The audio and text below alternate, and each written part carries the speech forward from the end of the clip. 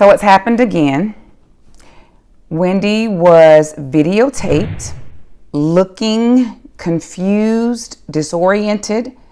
She didn't know which car was her car or which car to get in. You can see her touching the window of the car and looking very confused. She was by herself from what we can see yet again, but in true fan fashion, someone walked up to her to take a picture.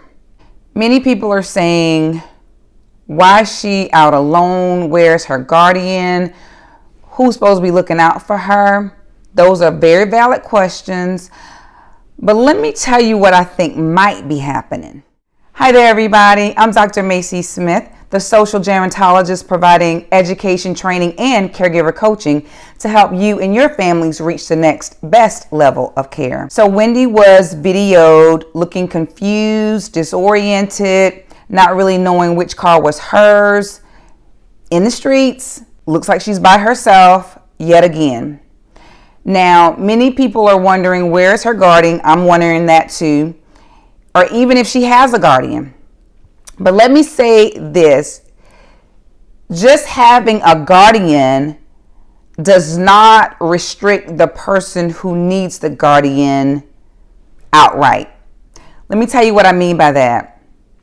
When a person goes to court to have their rights assessed to determine if they do need a guardian or not, the courts will have a guardian go out and do an assessment. That person might be a licensed social worker. They might be an attorney. In my case, I'm a licensed social worker.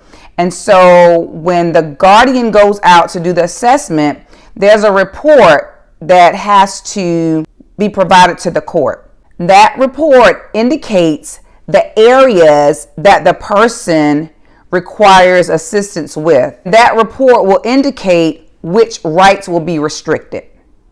For example, in that report, the guardian could restrict someone's rights to vote, could restrict someone's rights to choose who they spend time with and who they see.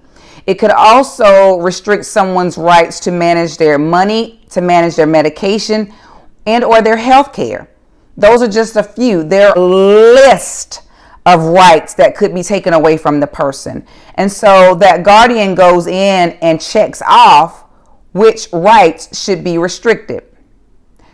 I don't know if that has happened in Wendy's case. If Wendy does not have a court-appointed guardian that has been assigned to her by the court, she pretty much makes her own decisions. Not pretty much. She still does make her own decisions. So she may say, I'm going this place, I'm going that place. She has the right to choose to do that without compromise. As a matter of fact, if someone restricts her from doing that and there's not a court order identifying that level of restriction, then that person who's trying to look out for her well-being could be in trouble. Either way, somebody still should be with her because we see what's happening. So you begin to question the people who she's around. But again, if she does not have specific restrictions identified in a court document that says certain rights are restricted, she still makes her own decisions to do what it is she wants to do.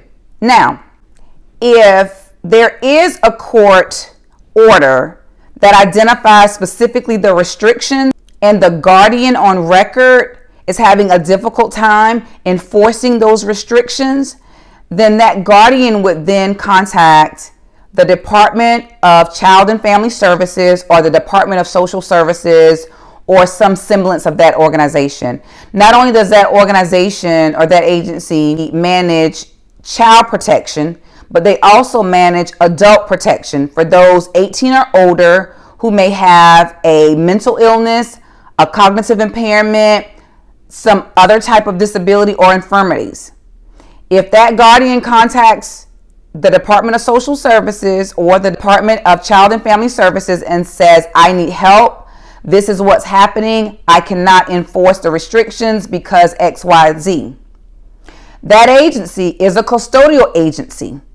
That agency could come in and commit Wendy to a facility to whereas she would receive the proper supervision, the proper health care treatment. Now that is worst case scenario, and that is something that's truly heartbreaking that you don't want to institute unless you have to. But clearly something needs to happen. Number one, does she have a court-appointed guardian? If she does, what are those restrictions? If those restrictions are difficult to enforce by the guardian of record, then the Department of Social Services should be contacted. The court should be contacted. And they in turn would contact the authorities if they need be. I don't recommend contacting the authorities or law enforcement to address these family law issues or these probate court issues. Definitely contact the agency first and the court to see what they can help you with.